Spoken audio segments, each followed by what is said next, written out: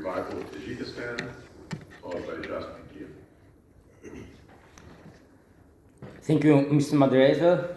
Ladies and gentlemen, my name is Ubaidullо, and I am representing the Tajik youth for the revival of Tajikistan.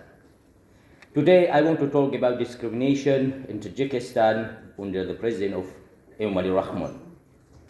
Even though the law says everyone should have equal rights, many people face unfair treatment because of their religion, personal choices, and having different background. For example, Muslims who are minority of the country are not free to practice their faith as they want. The government has shut down Islamic schools and does not allow people to pray outside certain places. This makes it hard for people to follow their religion beliefs. Women also faces discrimination. Wearing the hijab is banned in public. And women who wear it can be fined.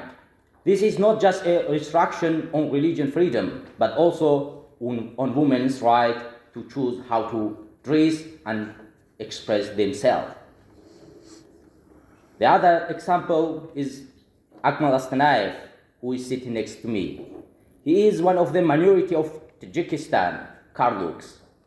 As a Tajik, I have right to have Tajik TVs, newspapers, other resources to understand.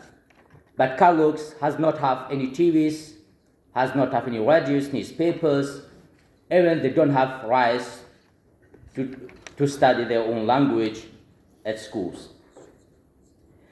If the authority want to humiliate you, they directly tell you you are a Qurluği. That means you don't understand them.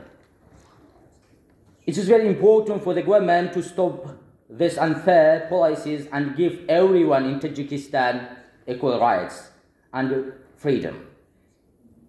Free for Muslim women in Tajikistan, free for minority of Tajikistan. Thank you, Mr. Moderator, for your attention.